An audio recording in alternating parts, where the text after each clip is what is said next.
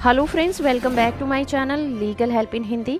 Friends, आज के इस वीडियो में हम बात करने वाले हैं भारतीय दंड संहिता की धारा 104 के बारे में। इंडियन पिनल कोड सेक्शन 104 की अगर हम डेफिनेशन की बात करें तो ये हमें प्राइवेट डिफेंस के अधिकार को यूज करने का मौका देती है। अगर किसी व्यक्ति के साथ कोई अपराध होता है या फिर अपराध करने की कोशिश की जाती है जहां पर उसे ये अधिकार मिल जाए कि वो अपने प्राइवेट डिफेंस के अधिकार को यूज़ कर सकता है, तो इस तरह के जो अपराध होंगे वो होंगे जैसे कि चोरी होना, मिसचीफ होना या फिर आपराधिक अत्याचार यानी कि क्रिमिनल ट्रेसपास होना।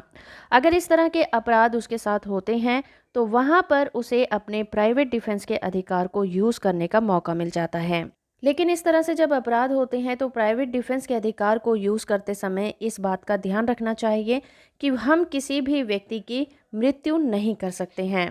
भारतीय दंड संहिता 104 किसी भी भूमि के मालिक को अपना कब्जा उस भूमि पर बनाए रखने के लिए, कब्जे से व्यक्ति को हटाने के लिए प्राइवेट डिफेंस का मौका देती है। किसी भी प्रॉपर्टी के मालिक को यह अधिकार होता है कि वो अतिचारी को जब वो ट्रेसपास कर रहा हो तो वो अपनी प्रॉपर्टी से उसे बेदखल कर सकता है।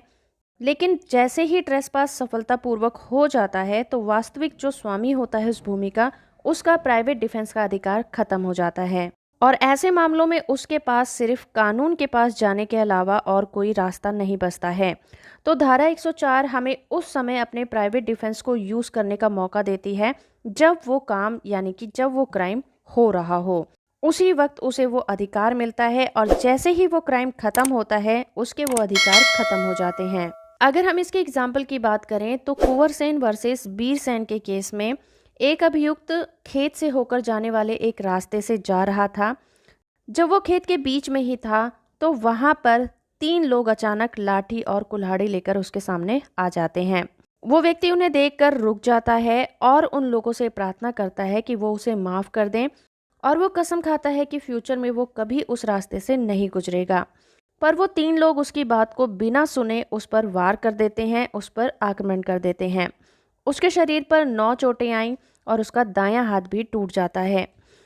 इस केस में ये फैसला सुनाया गया कि उन तीनों ने घोर उपहति कारित की है जिसके लिए वो उत्तरदायी हैं और वो तीनों आईपीसी के सेक्शन 104 के अंतर्गत बचाव के हकदार नहीं होंगे। तो फ्रेंड्स, ये थी जानकारी आईपीसी के सेक्शन 104 के बारे में। होप कि आपको ये वीडियो पसंद आया होगा। वीडियो अच्छा लगा है तो आप इसे लाइक और शेयर जरूर करिए।